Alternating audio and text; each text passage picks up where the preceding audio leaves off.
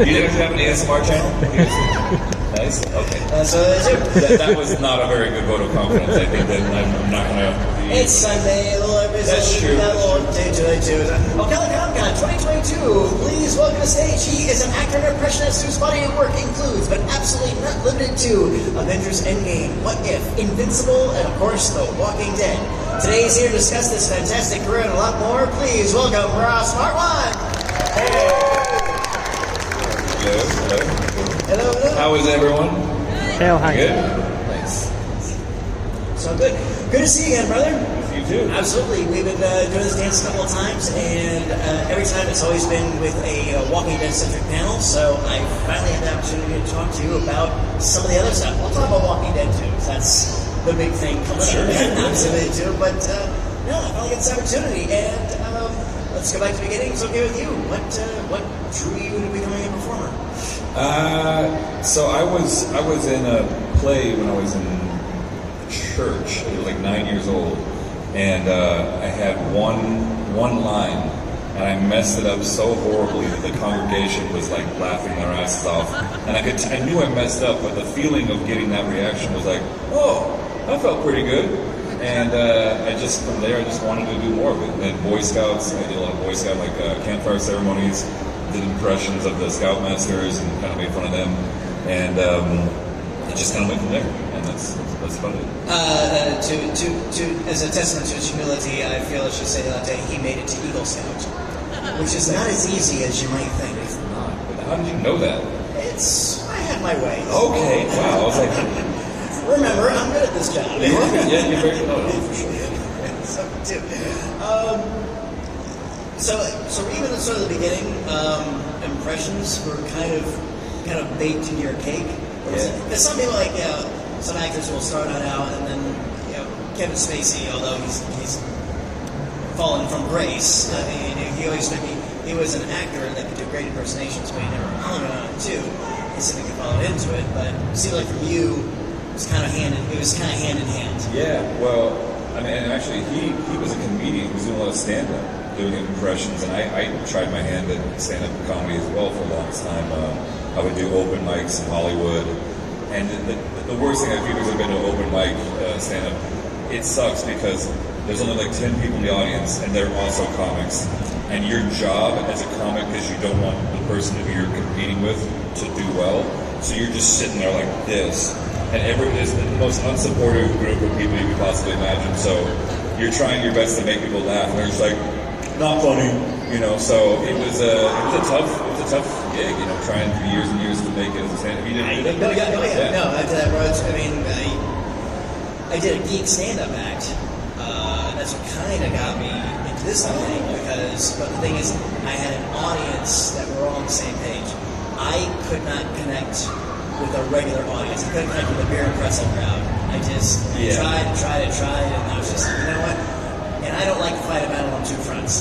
One thing if I have to fight the audience to win them over, but just like you said, the snake pit of backstage, especially at that stage of stand-up, I can't fight a battle on two fronts. And it's scary to bomb over and over and over again because you're like, God, I thought I was funny growing up. People laughed at my jokes, but now I'm in this, Los Angeles and the big pond, and you're thinking like, this is the place to make it. And if you're getting consistent feedback, which is negative, you're like, oh shit, maybe I'm not good at this. And I did improv for the longest time, and then I started doing YouTube videos once YouTube became a thing in 06, I think. 06. Yeah, that's about right. Yeah, and that's really what changed everything. I mean, like I think, and for I mean, a lot of guys who are like wanting to start out in acting and everything, I just say, do YouTube as much as humanly possible. Just like get your stuff out there, because if people don't like it, they can just skip the video. It's no big deal. But if they resonate with it, if they like what you're doing, that can turn into an entire career, which it has for me, surprisingly. Like I did not think making YouTube videos was ever going to amount to anything, and now because of the fact that Scott Campbell, who was showrunning The Walking Dead, he saw some of my impression videos on YouTube. He was like, oh, I know that guy. He'd be great for this. Or whatever. Yeah. Like I got Paul Newman on Mad Men because of the impression videos. Like you just never know what's going to click with someone. So whether it's impressions or your music or whatever, don't be afraid to put yourself out there because you never know who's going to see it, and they might want to hire you for it. And don't be afraid to swing for the fences. Yeah. Within reason. I've always said, I've done something in an audition. I mean, trying to make a bold choice. I didn't get that role, but then 6 months later, I got a call. You were the guy that came on in for this audition. You did this, right? Yeah, that was me. Okay, we want you to come in for this bigger role and do what you did there. Exactly. You know, it's always about putting yourself out there. And one thing that this generation has that is so enviable is that you have the ability to find your audience. Yeah. You got to be able to find your audience, whether it's 100 people or 10,000 people. It could be a million. There could be a million people in the world that are going to love what you're going to do. And you know what? That's all you need. Yeah. And TikTok. Are you guys on TikTok? Are you the TikTokies? Who goes to the TikTokies? Are you doing a TikTok right now? That's Brittany right there. She's awesome. So, doing TikToks and stuff like this, like I don't know how the technology is actually kind of scary because like they know exactly what you like and they're like, here, you might like this, and then there's like, how does this robot know that I would like this very specific thing? But because of the technology and how it works, you're constantly being funneled into your audience. And so if you're creative, it doesn't matter what space you're in, if you're an artist, if you're an actor, a musician, there's so many ways that you can find your audience. And I just say to any young creators, like, put yourself out there, be consistent with it too. Yes. That's the most important thing. And I need to follow my own advice because I'm not nearly as consistent as I need to be. I keep being told that I need to get on TikTok, but I'm like, I'm in my 40s now. I don't think I should be on TikTok, but maybe one day. Henry Winkler's on TikTok. Is he really? Yeah, the font? Yes. Yeah, I had him for a virtual event. He was like, Daddy, I just joined TikTok. I did my first TikTok. My grandchildren talked me into it, and it's totally enjoyable.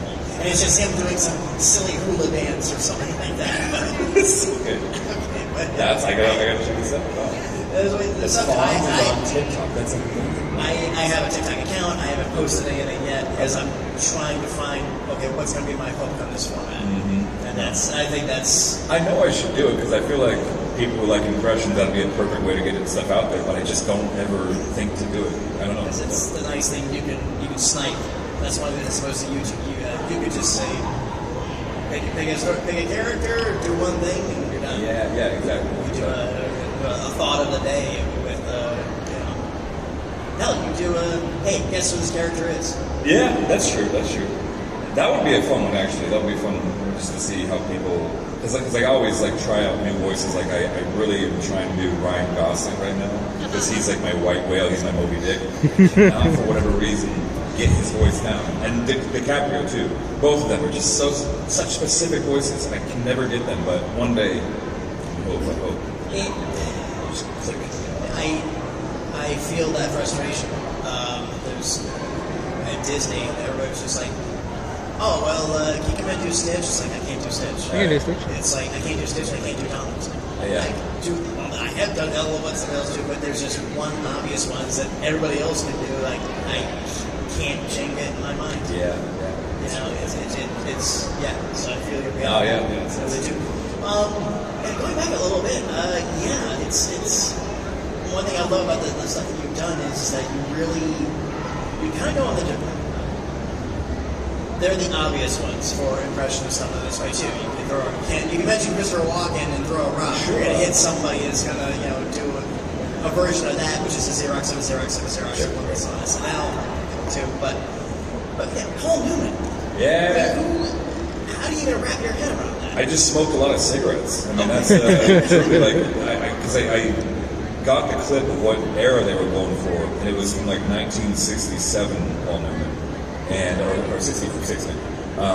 And they sent me the video from this movie and I was like, oh my god, I don't know why I never heard this in his voice before, but he was totally a smoker, even to hear it. Yeah. And so my dumbass went and bought a pack of cigarettes. Oh, yeah. And I was like, well, I better smoke this whole thing until I sound just like him.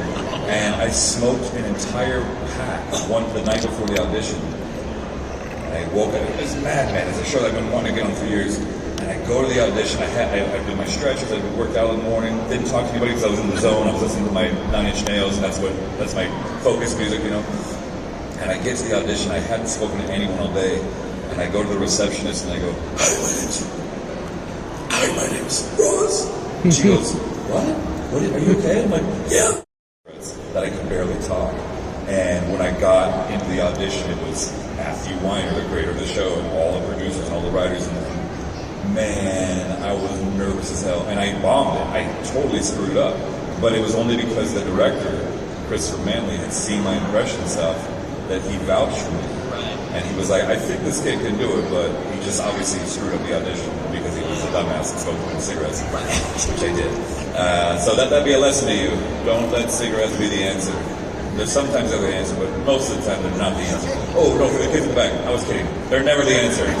Cigarettes are never the answer. Young man back there. Yeah, no, cigarettes are bad. They're very bad. They're very bad for your health, believe me, okay? I've smoked a lot of cigarettes, and they're very, very bad for you, okay? They do terrible things to your lungs and to your throat, and there's so many things. They're not good for you. I was coughing and wheezing. I could barely get up the stairs. It was very, very bad. You have to be very careful with the cigarettes, okay?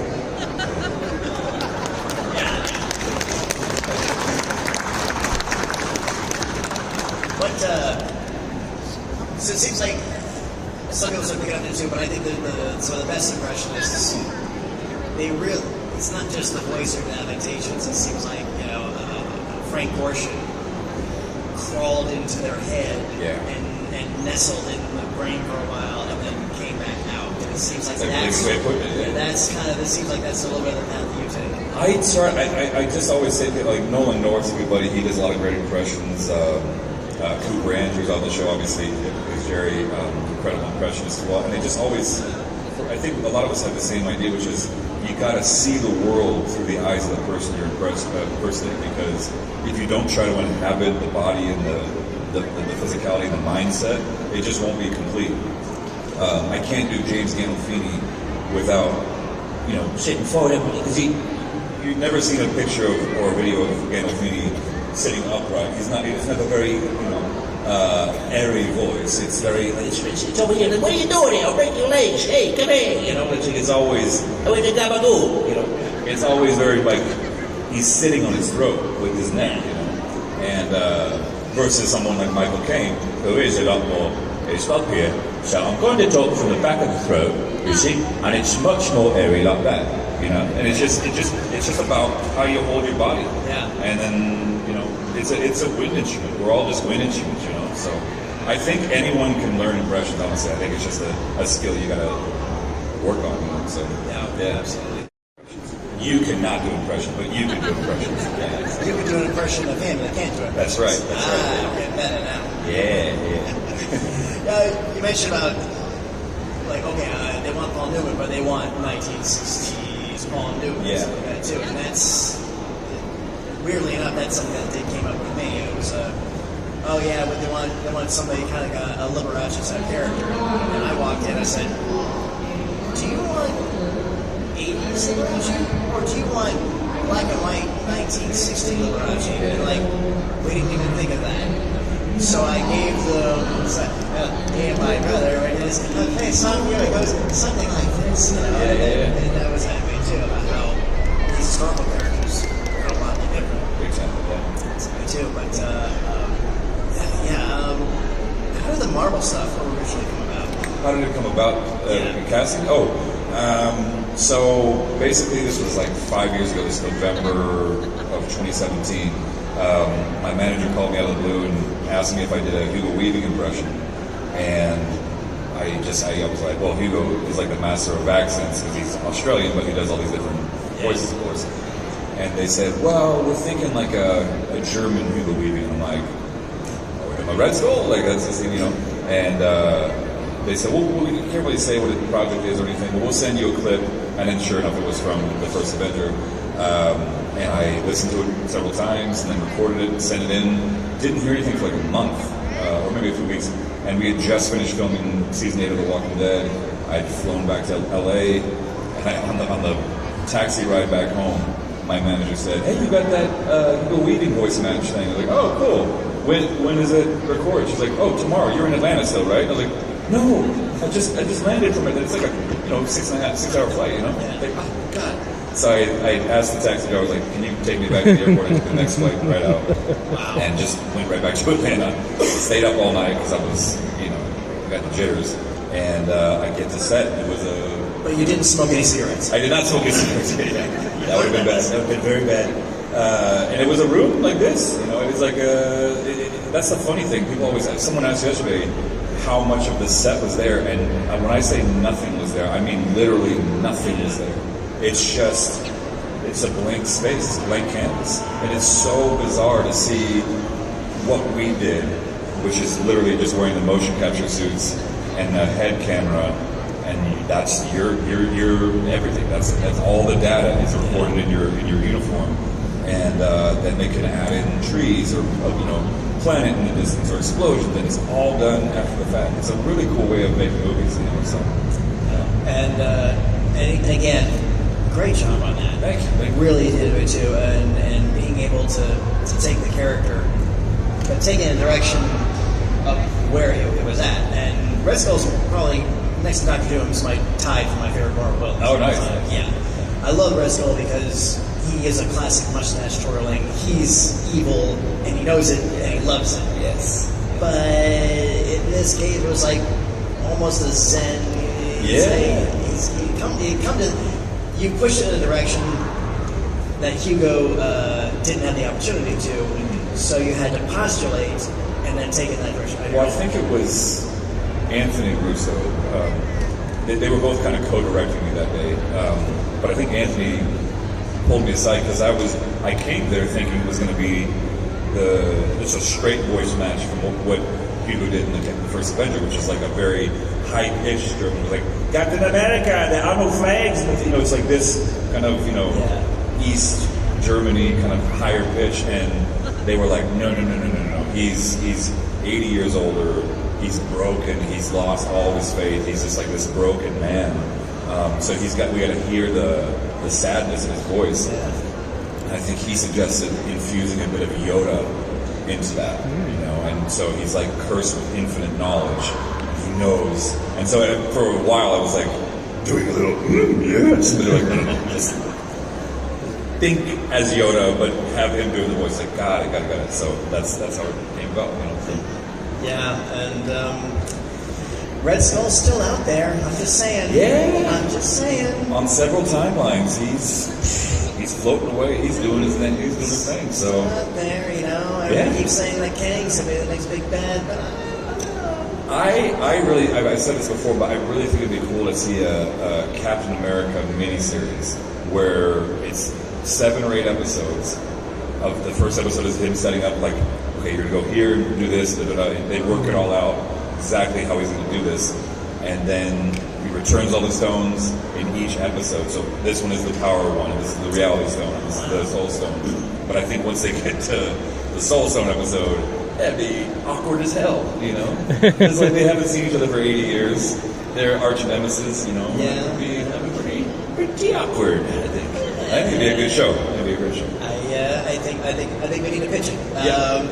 And of course, besides Red Skull, also you've been voicing our favorite villainous Marvel robot for quite a while. Yeah, Ultron. Yeah. He's great because I don't know if you guys have seen What If. Any What If fans out there? Yeah. Okay. Nice. If you get a chance, I honestly think it's one of the best projects that Marvel's done in a long time because it's just about the multiverse and literally posing the question: what if so and so won, or like what if Captain Carter was actually given the super serum? And I get to play Red Skull in the first episode and Ultron in the last 2, and it was so much fun to play that.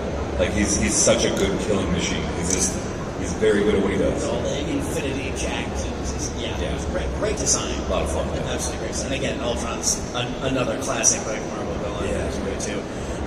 You've also dug your toe in the Star Wars universe as Han Solo. Yeah, Phineas and Ferb. Phineas and Ferb, a few video games, and the Lego Star Wars recently. I love playing Han. As a kid, everyone wanted to be Han Solo, So I was just like, that guy, he's awesome. I should have been able to look up. What was the first time you did Han? I think Phineas and Ferb. Okay.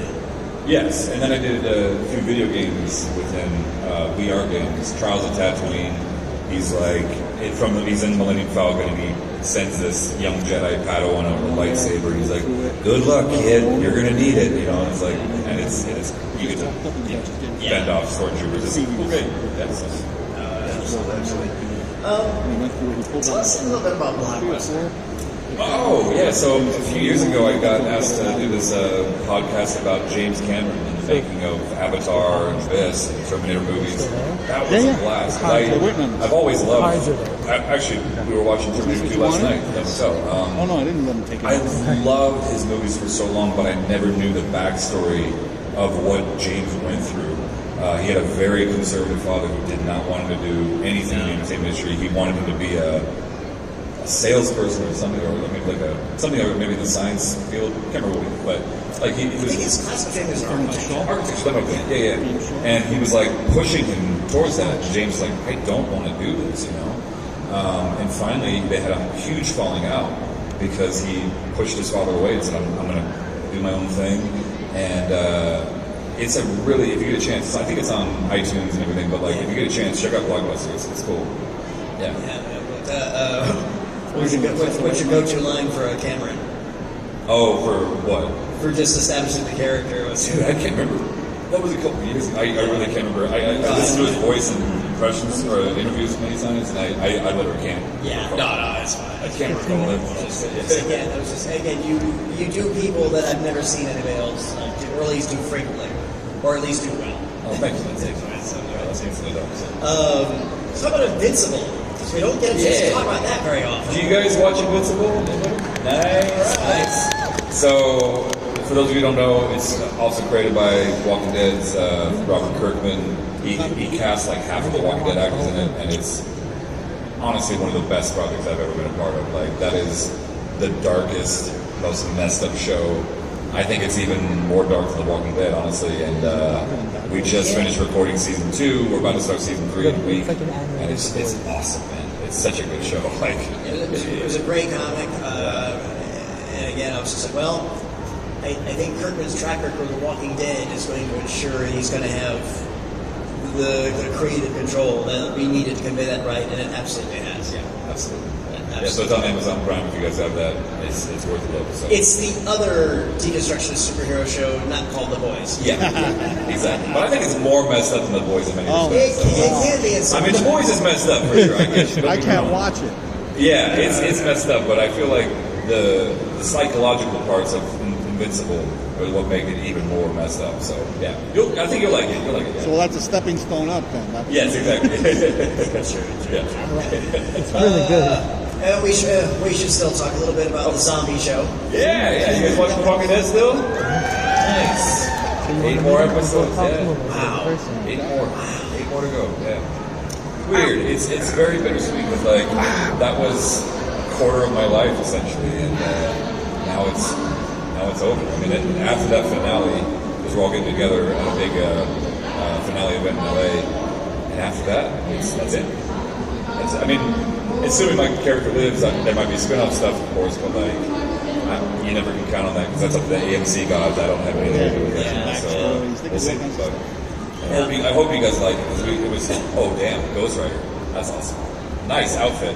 Very nice. That is dope. Yeah, we need some flames. Think about that. Yeah, we help you out. Thank you for this. Outside. Take it outside. It was 15-month shoot, like which is unheard of. Like we never shoot for more than 8 or 9 months on most TV shows, and even that's extreme. 15 months in a row. Man, we were tired. We were very tired by the end. Was that the complexity or the complexity with COVID protocols? Both. Okay. And also they supersized the season for 24 episodes as opposed to 16, so that's why it was so long.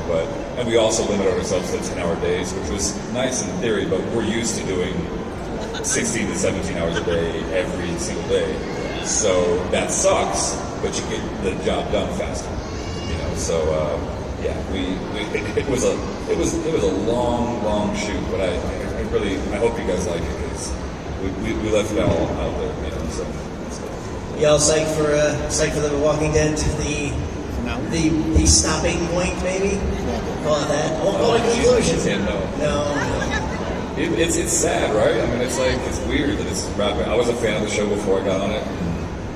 2010, that first Halloween episode, I remember it was just such a good, like revolutionary TV show, you know. And it's weird that it's ended. It's really weird. Yeah.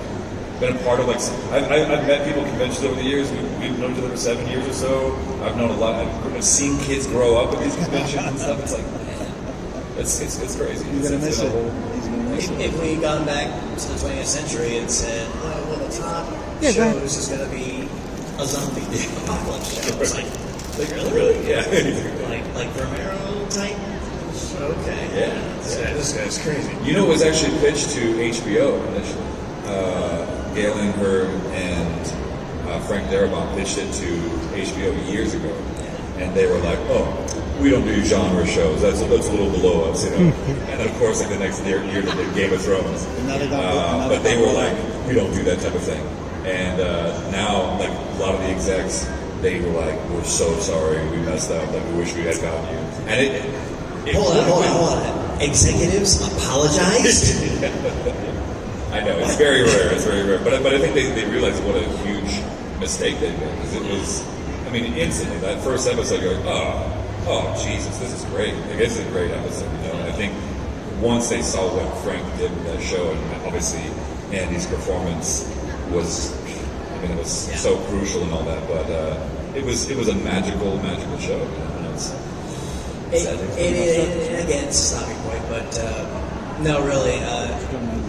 I've said this before, but for our audience, I'll say it again, bro. I have to thank you for your talents. I have to thank you for your professionalism. And I have to thank you for the performances you brought throughout your entire career.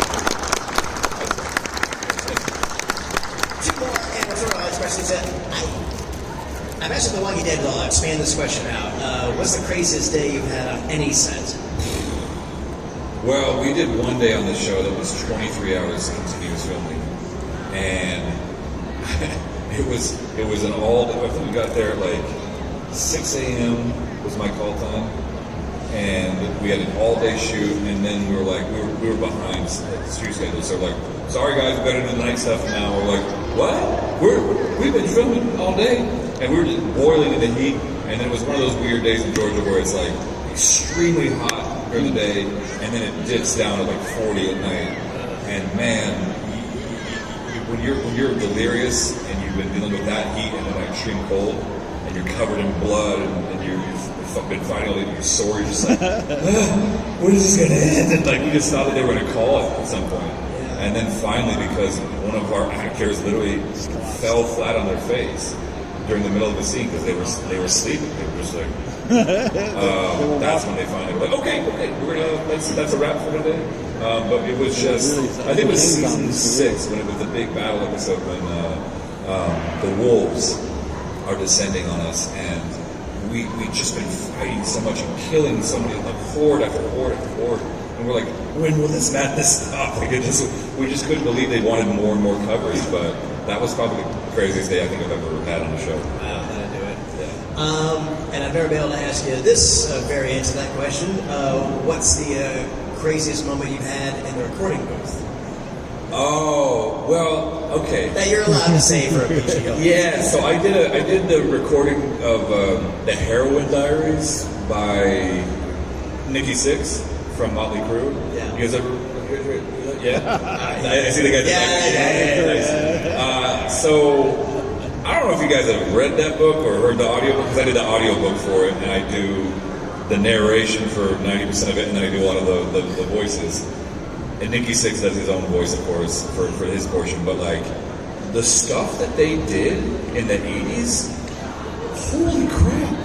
Like Motley Crue was insane.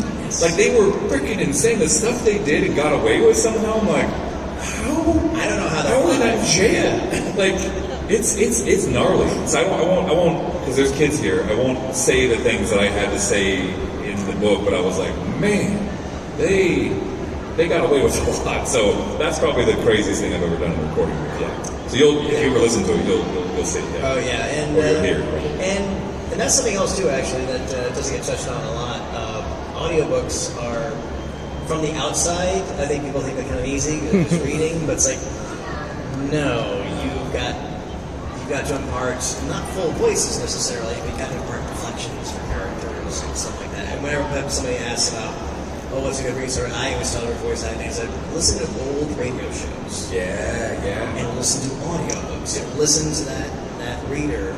Yeah, give these little, okay, this character has this little twang, this character has this. I wonder if audiobooks will come back in that form. Because I don't, like, radio plays in the 30s and 40s were like, that was the thing. It was before TV. So you literally have, and it was being recorded live, like all the parts at once. So you'd have the sound guy, Oh, yeah. you know, hitting a watermelon to make the sound of punching or whatever, and like ringing a bell because that's like, it was just an insane way, and everyone had been in there like rehearsing for days and days and days right before the radio recording. And I just thought that was such a cool way of conveying the story, you know. And I really feel like I'd be curious to know if that would be a format that would work again today, you know. Audio dramas are making a comeback. Are they really? Yes, they are. Okay. Yeah, they are. They're starting to, and some of the big companies are doing it. There's actually a Batman audio drama series. I auditioned for Batman recently. I didn't get it, but I was so stoked because I was like, I grew up with Batman the animated series, and Kevin Conroy was just like, he is Batman, you know. And they wanted it to be like close to that, and I felt really good about it, but I didn't get it. It was dumb. So I can just be Batman here, I guess. But that's more Christian Bale Batman, I guess. Where are the drugs? Where's Falcone? Tell me. I always feel like he would be a good wrestler, you know, like.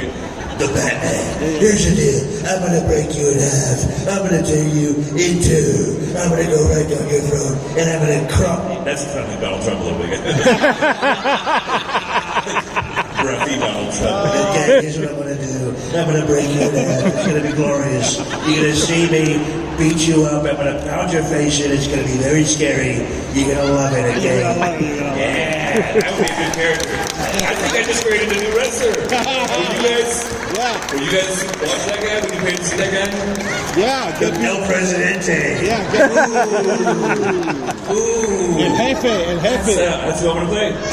No, excuse me. Screw acting. I'm not going to I'm going to be a wrestler from now on. Yeah, a voice wrestler. Are you saying, El Presidente, that you can beat Mad Mardigan in the ring? I'm gonna beat him once, I'm gonna beat him twice, I'm gonna beat him every which way, okay? Every which way but loose, okay? It's gonna be glorious. You heard it here first, folks. Go play. Make that pay-per-view call now.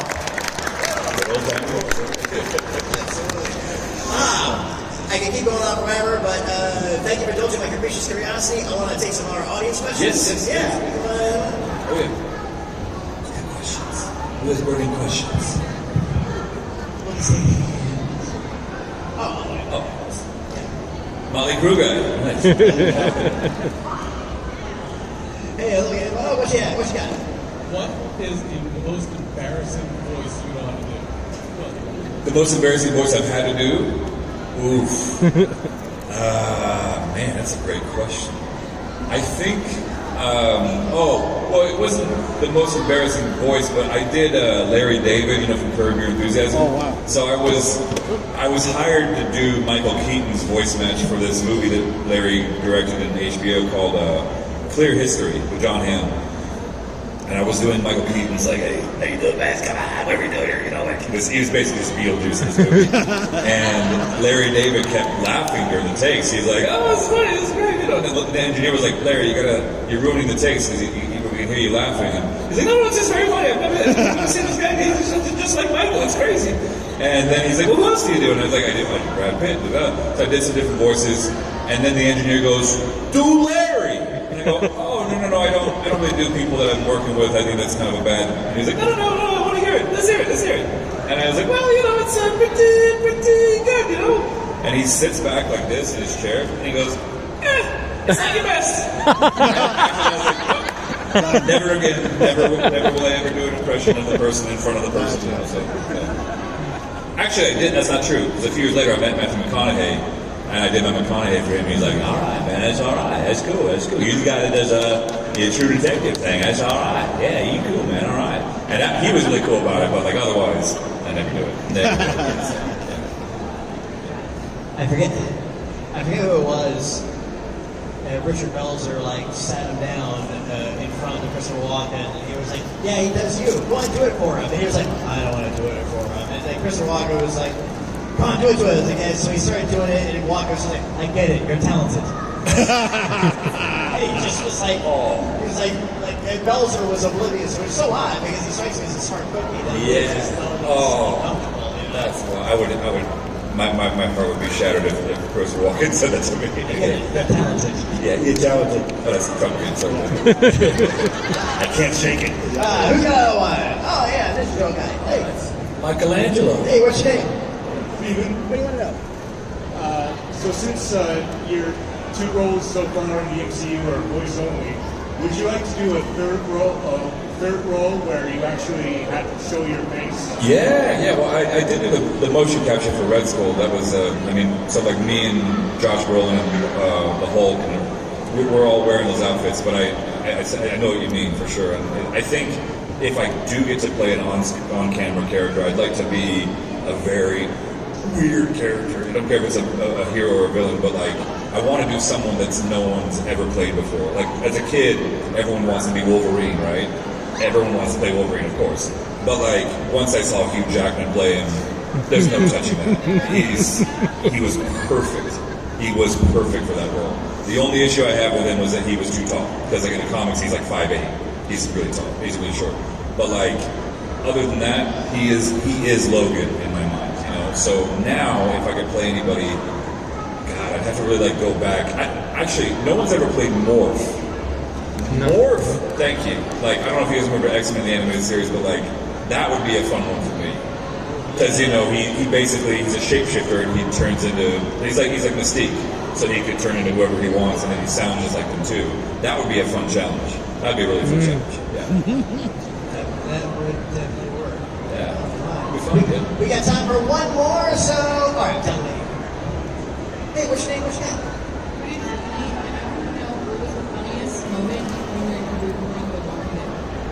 Funniest moment recording Walking Dead? I mean, we've had some really. I keep going back to I hope the poor man who I'm talking about never hears these interviews because I always mention this, but it was like the second or third week I was on the show, and I don't know if you guys remember way back in season 5, but like they tie me up, and I get loose because I think Eric is dead. I see the flare, and I'm like, screw this, and I bust out of the car, and I'm running in the forest, and then I get attacked by a walker, and I'm up against a tree trying to fend him off, and Glenn finds me, and he saves my life, of course. But we had just come back from lunch, and I had to kick this guy in the stomach to get him off me because my hands were tied. I'm just kicking him each time. But we had just come back from lunch, and this guy had eaten a lot of food, and each time I kicked him, he let out just the most hilariously like cartoonish fart. Like unbelievable gas just coming out of it. Each time I kicked him, he was like I was like, you gotta, like, I think he has a whoopee cushion in there or something. I'm like, you gotta stop with this. And I just, after the third one, I was like, dude, I just started laughing so hard. I was like, I can't. I'm sorry. I'm like, I can't keep going with this. And I'm not really tied up, so I like drop my hands. I'm like crying and I'm laughing so hard. But that was probably the funniest thing that ever happened on the show for me, yeah, personally. That would do it. The farty walker, yeah. Right.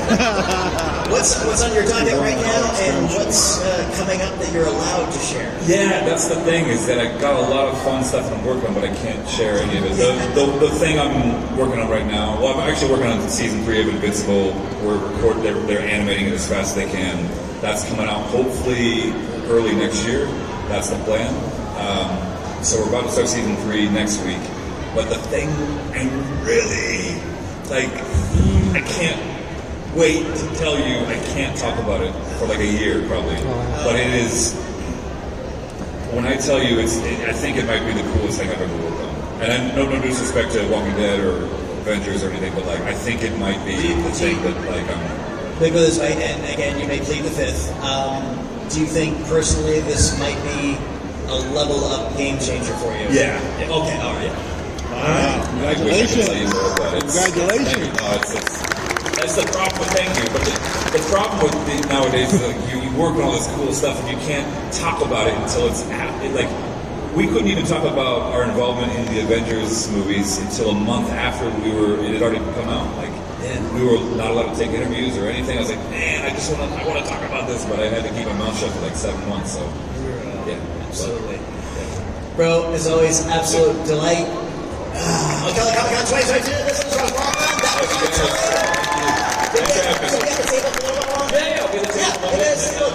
it's got some great stuff in it. And what social media outlets you on? just my name, at Ross Marquand. Yeah, so there you go. I thought you were Barf at first, but you're not. Are you Solid Snake? Yeah, Metal Gear. Nice. That's awesome. Yes. Sounds good. All right. I used to play that game all the time. And looking forward to the TikToks. The Tiki Talkies. Who wants to get on Tiki Talkies? Is that what the kids are calling it these days? The Tiki Talkies? Sorry. Tiki Talkies. Hey. Yeah. Musk is looking All right, tell you before we go, I want to take a crowd selfie.